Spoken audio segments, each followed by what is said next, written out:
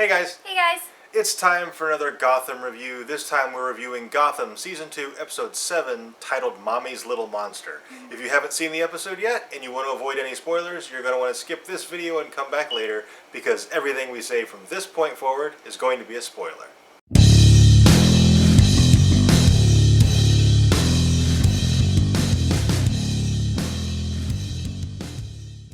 So early on in the episode, Theo Gallivan murders Penguin's mom, and it was kind of an obvious twist, but it still came as kind of a shock. I totally saw it coming. Also in this episode, the newly elected Mayor Gallivan institutes basically martial law. Yeah. And Detective Gordon calls him out on it, and Theo says, "Remember, Detective, you came to me." And I'm like, whoa! He kind of put him in his place a little bit there. And that's, it's kind of a wake-up call a little bit for Gordon. Yeah, but not only that, it was the wrong move for Gallivan to make if he wanted Gordon to still be in the dark about what was going on, because him doing that, everything suddenly clicked for Gordon. He was like, well, wait a minute. He shows up to town, the mayor disappears, happens to rescue everybody at this event, he runs for mayor and everybody else is killed except for him. It's like it finally clicks for Gordon that all this stuff revolves around him, and he that makes him go after it and figure it out. Yeah. And because Detective Gordon confronts Theo and tells him that he's coming after him, it looks like Jim's life is going to get pretty tough. Probably worse than it was even last season. He always makes these bad decisions. Yeah. Dude, can't you just pretend to support him while you take him down in your spare time? No. He's all in. Jim's a total trash talker, and it comes around to bite him all the time. Yeah. I kind of hope that we see him and Penguin team up to take down Gallivan. Yeah. I think that would be really cool because I love their relationship and their dynamic where it's like Jim likes Penguin, but he doesn't like him at the same time.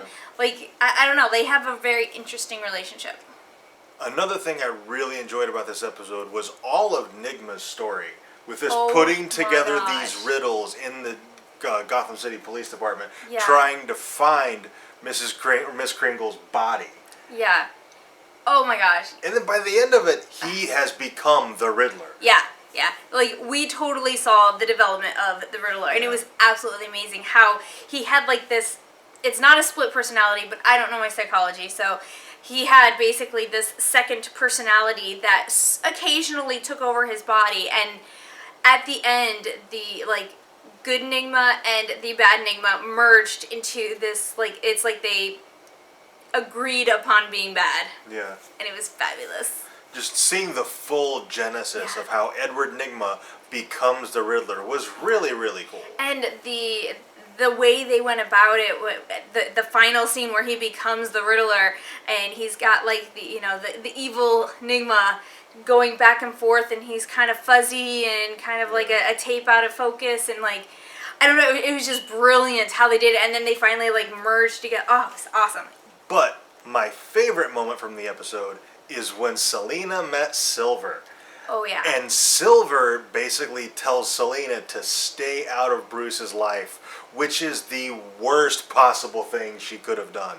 Silver is in so much trouble. Yeah, and unfortunately, they're all very young, so the first thing Selina does is call her out on it in front of Bruce, and Bruce is thinking Selina's just being mean because he wasn't privy to the first part of that conversation. She totally didn't know. An adult would never do that. They'd be like, no, I need to speak with him in private because he's way more likely to believe me then. Yeah. But Silver, I'm wondering, is she going to turn out to be one of the Batman villains, or is she just a transient semi-villain through Gallivan's reign? Because, so far every single kid they've introduced has been a future villain. Yeah. So it makes me curious, does she become one of the future villains, or is she just a transient story that's going to pass? I think I'm going to have to Google Silver St. Cloud because that's not a name I'm familiar with. If it's something that you know, let us know down in the comments and save us some Googling. Yeah.